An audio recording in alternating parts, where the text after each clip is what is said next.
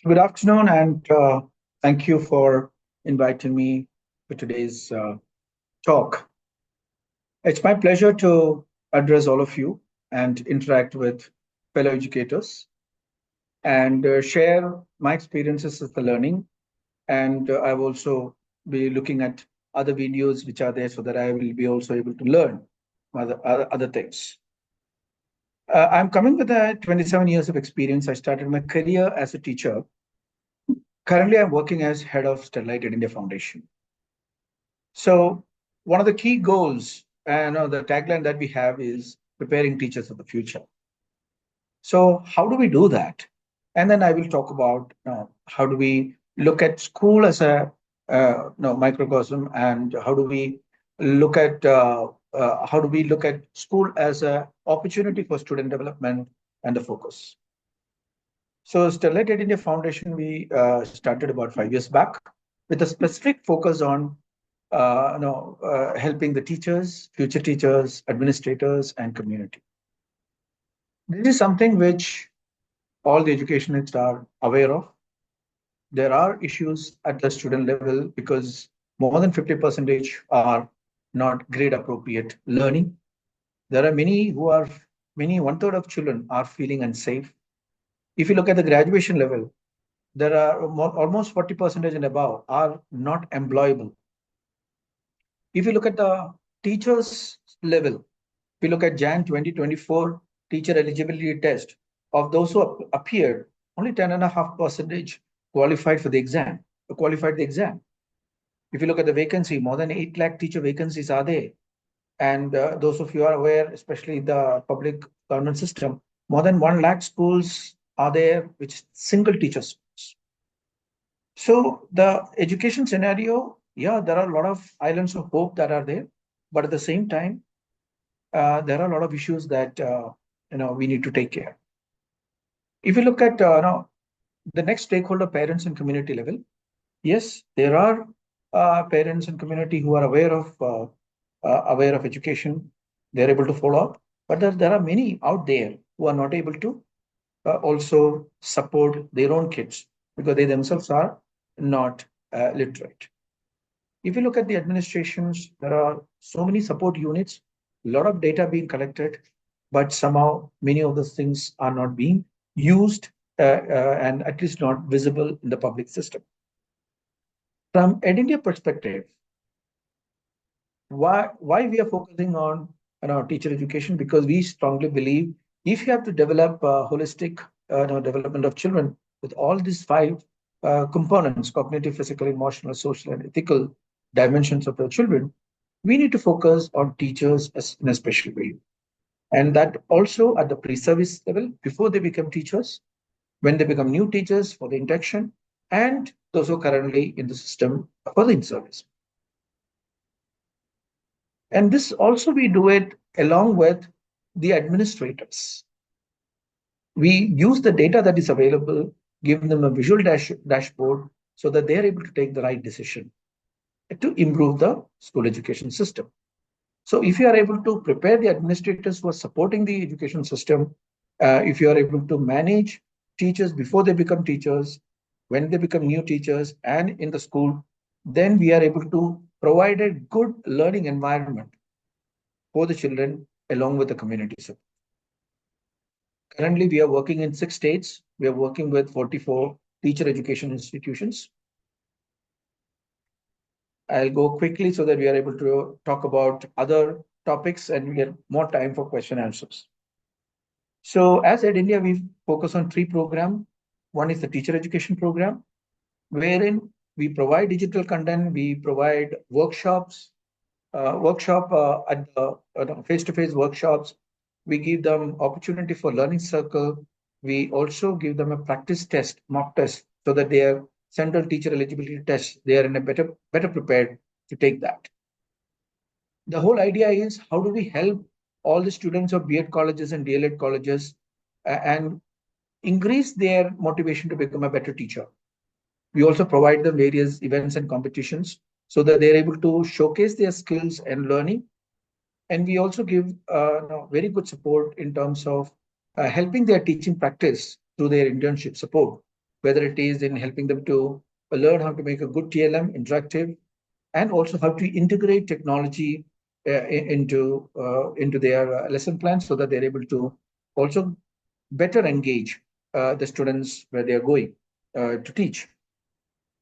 The second program is data analytics support program, where we give very analytical visual dashboard as you see on the screen, so that there is good insights come out of it and the administrators are able to take in good decisions. So the one which is, there are 4 5 dashboard that has been given to the various government, and we also realize data analytics can be used as a means to improve the schooling system. We have done one example, if I can tell you, is about what has happened in Mumbai. uh, MCGM, Municipal Corporation of Greater Mumbai, who are now looking after in that ward, 34 schools, approached us saying that these 34 schools put together, we have a lot of students, but only 3 scholarships they are able to manage. So we used that data, analyzed, and shared the findings. We just did only the sharing of findings of their own data to the teachers and the principals of this 34 schools, where there were just 3 scholarships being received first in the first year of our operation. Second year, by the end of the first year, from 3 it has become 33. Now it is in the second year of operation. It has already reached 70, and the numbers are growing. We have only shared the learnings with the teachers, which are the areas our students can improve, instead of not trying to revise with them all the chapters. Focus on the gap areas so that students are able to perform well. Another occasion, using their data, they try to not only reach the enrollment target, but also with 25% less time. So I can go on with so many examples of how data analytics has improved school performance indicators, whether it is in the enrollment, whether it is in the learning level, whether it is in the getting of scholarship, whether it is even from a government system point of view, even to allocate resources and recognize the school at the state level as such. And one of the key things that we do is train and capacity develop the team who is there with the system, so that even after the project is withdrawn, they are able to sustain these analysis and taking decision based on the data. The third program that we do is community empowerment program, wherein we engage with the parents, trying to ensure that parents become a good stakeholder to support the education not only of their children, but also of the school where they are nearby in the village. They come and take part in various activities and support them in various activities. Also, we have seen as a process, parent teacher meeting attendance have gone up drastically. The support that the school was receiving has more than tripled from the parents, whether it is in terms of cash, kind, or in time, whether it is for even supporting them for their midday meal, cleaning, all these things, parents started coming to the school. Now you may be asking, many of these parents are illiterate. How are they, part of those education journey of their own kids? As you see on the screen, we converted the student report card to a visual report card. So the icons, the subjects have turned into icons, grades have become smileys. So they're able to understand the level of their own kids. They started asking who are the teachers. More than 70% of them did not know the concept of class teacher, that they can go and ask doubts and details about their own kids. So how do we connect community to the school so that school education becomes more stronger? Because they are also very good, very important and good stakeholder. Now, I've been talking more from the point of our own program.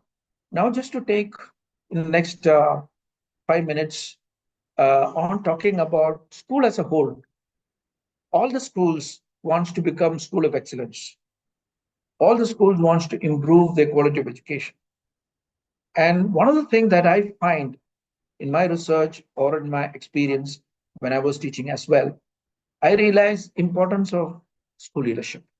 When I say school leadership, does not mean it's only the principal or the vice principal. The school leadership consists of each and every stakeholder who are connected to the schooling system. So whether it is the principal, whether it is the vice principal, whether it is the teachers, whether the students, parents, uh, cleaning staff, the school guardians, and the security staff. Everyone they have a role. If you look at many of the big companies, we have a housekeeping staff.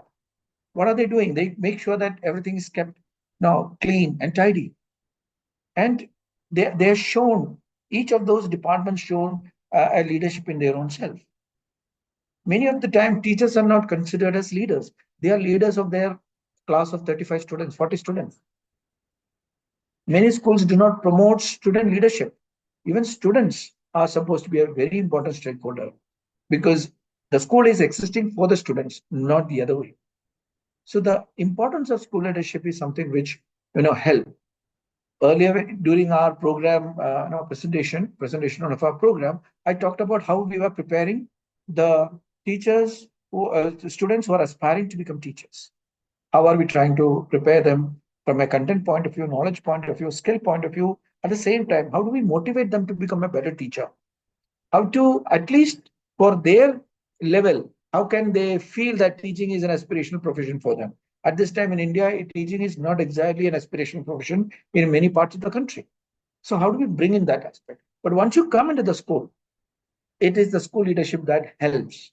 So the head of the school, the leaders need to ensure that everyone is part of that school management, and then we'll be able to see how the students can be easily developed. The second aspect I would like to stress is we need to integrate life skill approach in school curriculum. Even my book on life skill approach in schools, the name is Skills Edge, which is available uh, in Amazon. What we talk about is how do we integrate life skill? We don't need to have a separate life skill curriculum. Many places I see there is a separate life skill curriculum. One period a week or 2 periods a week, life skill curriculum is done.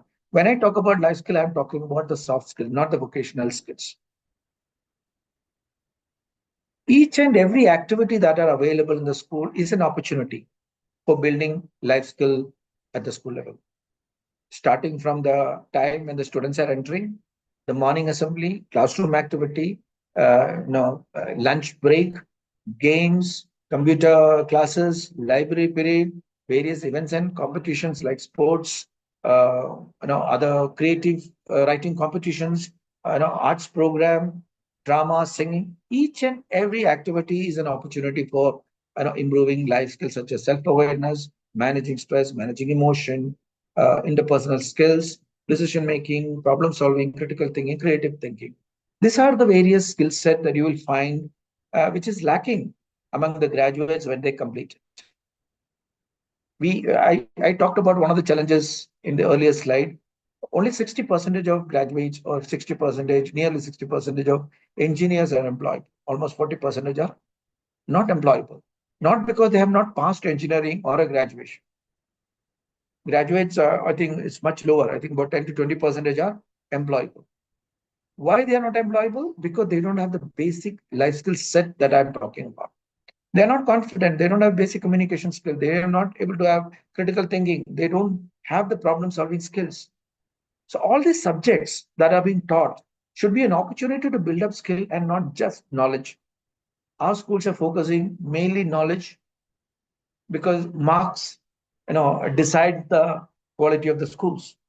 But however, in my experience, wherever I have taught, where I have helped the teachers to teach, focus on the life skill, marks by default goes up. You don't need to make a separate effort for marks. It was not so in the past, maybe about 25, 30 years ago. We are all in that particular era of school education system that we came up with.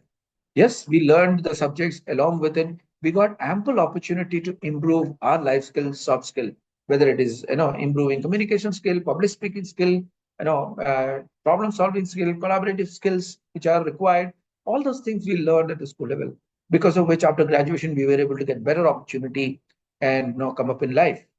So I would exhort all the teachers and head of the schools who are watching this, focus on life skill approach in your schools.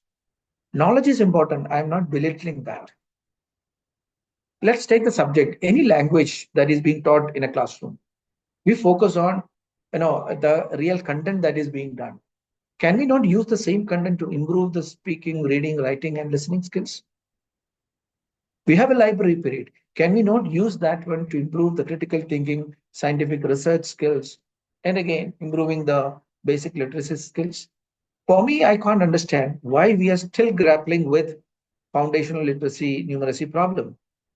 More than 50% are not grade appropriate. I still can't understand the issue behind it. But I think one of the reason why we still grappling with this FLN issue is we are not focusing on the skills through that subject. Mathematics, there are a lot of skill set that can be transferred by teaching mathematics, science, social science. Any subject that you take in our schooling system can be an opportunity for life skill development. And before I end, I need to specifically focus on student leadership. If a school are providing a lot of opportunity for the students to showcase their leadership and take some ownership of some of the activities that are being done. And I feel that those schools are going to be the best place to instill confidence in the students. Who are the students who are doing well in life after they move out of the school? It is only those students who are confident. Those who are confident, who have the basic life skills, they become successful in the future. Not necessarily those who get 100% are successful. We have got very many anecdotal examples. We don't have a full research done, but there are anecdotal examples. Those who have got 100%, 99%, they are not the best of successful people. I'm not saying they are not successful, but they are not the best of successful people. However, there are very many examples who have got 70%, 80%, they have become very successful. So if it's very important that head of the schools and teachers needs to take students as part of the learning journey. Most of the time, we have put content as the center. We need to start putting student at the center of our school education program. So every school, if they are able to focus, they may have 300 children, 500 children, 1,000 children. Focus on each and every child. All of us, head of school and teachers, need to believe that every child can learn. Every child can learn every day. If that is the mantra that we are going to do in the future, there won't be problem of FLN in the future. Thank you. I think I will stop here for question answers.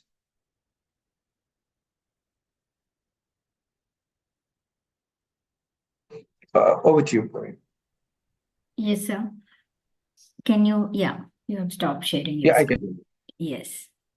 So, sir, like talking about the students,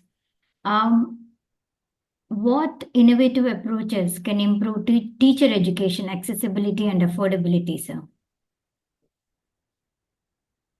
Affordability for the teacher education or affordability for the Yes. student education? Yes, like teacher education. You said that like we need to encourage the students, right?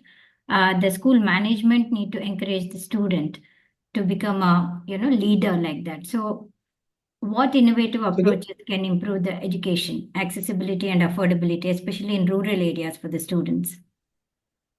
so there are two, three things that can be done from a student perspective at the school level. And if you're talking about teacher education at the higher education level, there are two aspects. So I'll touch upon briefly on both the aspects. Mm-hmm. So many of the schooling system that is available uh, have got various opportunities. What each and every school, whether it is a budget school or a free school or a government school system, what my experience has been, I have done a large scale project where 1,000+ schools life skill can be developed, and thereby even their learning level has gone up. What I've used is simple thing as house and club system, the process that are there. The moment that you start instilling a kind of peer learning concept, peer learning competitions, you will find the learning level of the students are going up. The students enjoy coming to the school. The school becomes a time and opportunity to engage students better. Students tend to come happily. Most of the time, the students do not learn, not because school infrastructure is bad, because there is no happiness at the school level. They're not feeling happy to come and have that experience at the school level. The COVID taught us that teaching and learning can also happen online, not necessarily need to be in a school environment. But what is missing? What was missing during that time? It is that social skills, that being together, and that skills that is developed among the students, that was missing during COVID time. So you would find those students who were there for that 1 to 2 years as online learning, when they came into the school, they stopped talking in the beginning. Slowly, the teachers and the management had to ensure that students are given opportunity to speak, and the trauma that they had gone through slowly come out of it. So that social skills were lost during the COVID time. So the school is a place where not just knowledge is transferred but also skills. So for improving the quality, you don't need to be a you need to invest a lot of money. Most of the time when we need to improve quality, the measures are simple. I think I heard one story recently.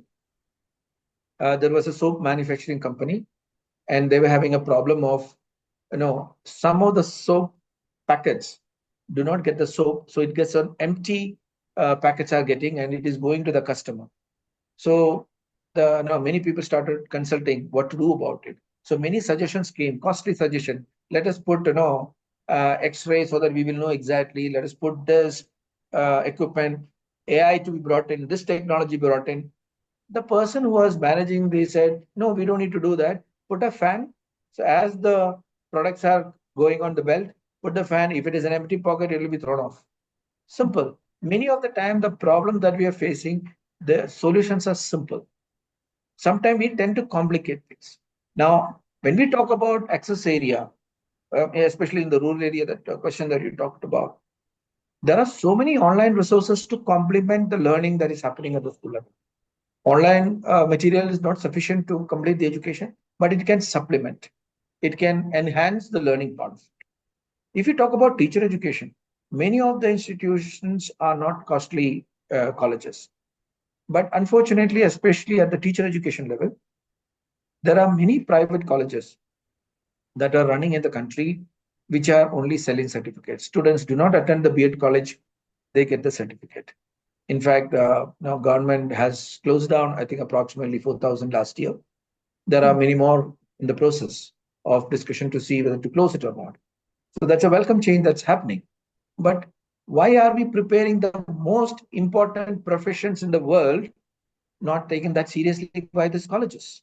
So the students get attendance because they are paying for something, but not necessarily attend the college. They are not attending the teaching practice through their internship. They're not going through the process. So the type of teachers who come into the schooling system are not necessarily who are prepared. Right. So the vicious circle continues. That does not mean that all the teachers who come are of that nature. Approximately, I think till last year we had about 16,000 plus teacher education in the country. 4,000 is close. So the number of teachers who are not prepared coming to the system will get reduced.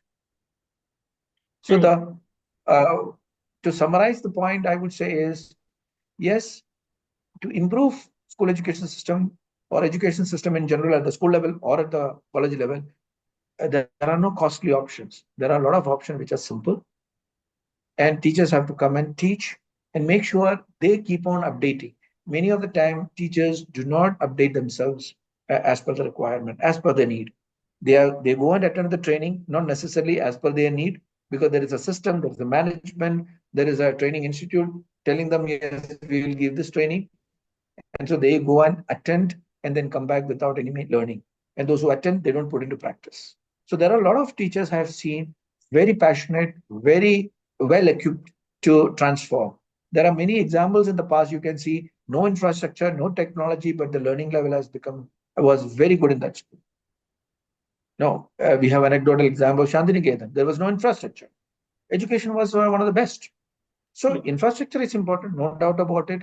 We cannot do away with with infrastructure. We cannot do away with technology, because without technology, no, you cannot go forward.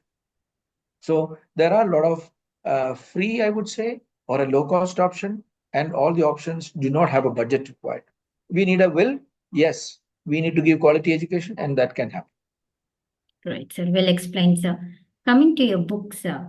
You have written, you are the author of The Skills Edge. How do the concepts in The Skills Edge apply to teacher education specifically? Okay. This particular book, when we wrote, I wrote this one with a colleague of mine. We were targeting both in-service teachers and also pre-service teachers. Now, if I can give some examples, so we can look at two aspects. Every teacher needs to understand that every activity that you do is is a is an effort to improve the skills. Let me give you an example so that it will help you to understand what I'm trying to say. Many of the schools, I would say even practically all the schools, write an essay writing competition, right? Pravina? I'm sure that's happening in all the places. Yes. But at the same time, how do we give the topics? If it is an environment day, write an essay on environment.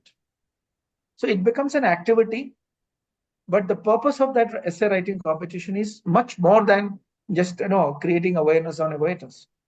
What is the effort that the teacher is taking to ensure the student go through a good experience? I'm not interested in getting a lot of activities undertaken in the school. Do one few activities well, the skills will be developed. So how you frame the the essay, right? Pros and cons of the current practices that are detrimental or causing harm to the environment. Give 2 weeks in advance, 3 weeks in advance. Tell them to go and use the library for research so that your research skill is improved. The way the topic has been improved, it is to improve their critical thinking skills, and they will also learn to improve their decision making. What are the points needs to keep coming in? Once the essay writing competition, it will improve their writing skills. That basic literacy skill will also improve. Once competition is done, you can even start a kind of a small competition in the classroom, a kind of a debate based on this. Public speaking skills are improved. So with one activity, a lot of skill set can be improved. So these are various examples we have given in the book. And also the way you ask question. I can ask you 20 plus 20 equal to 40. There is only one answer. But the moment I turn the question, what are the questions that you need to get the answer 40? There is so many answers coming in. It will also lead you to value education. There are so many answers. There is no wrong answers. Everyone has their perspective. So school can be used, classroom can be used as a mechanism to improve skills, improve knowledge, and also value and habits, which is missing these days in many of the schools. Right. So these are the focus in that book. A lot of examples to help the teachers and also create awareness on importance of life skill development at the school level is kept in the book. Great, sir. So what shifts do you foresee in teacher education due to changing learner needs? If there is a shift, I will be very happy because the learner has to be always at the center. So whether it's a school level student, at the higher education level, again, the college student becomes the center. The times are changing. We are very slow in updating our curriculum, whereas many other developed countries, they as and when on a yearly basis, on 2-year basis, they update the curriculum. Many of our education programs are heavily content based, not necessarily application analysis based. Of course, there are some by default some courses like engineering and medicine which has got a lot of practical attached to it, but many other if you look at in general and higher education, it's more on content heavy, not on practical part of it. Even if you take a B.Ed level or a 4-year integrated program level, are we giving enough practice for the teachers to be confident of being themselves as a good teacher? So we are not focusing too much on the analytical and application level of the part during our education system. Whereas in many of the other developed countries, they have fantastic process. Even some of the countries have 1-year internship, and they have to be in a school in school environment, and the principal of that school need to sign off. But in our case, many of the schools, they sign off even though they may or may not be doing the internship. So we have to give more value to the practical aspect. Right. So my next question is connected to that only, sir. How can we prepare teachers for interdisciplinary teaching and project-based learning? So we'll have to start training them from the pre-service level. In service, of course, we can do it. But if you have to get a cycle of teachers who are prepared, even from a learning point of view, rather than unlearning and learning, we need to start from the pre-service itself. We need to start making them do the projects itself. So we Instead can of think of making one them project. giving the projects to the students. Project is in that project you can improve your language.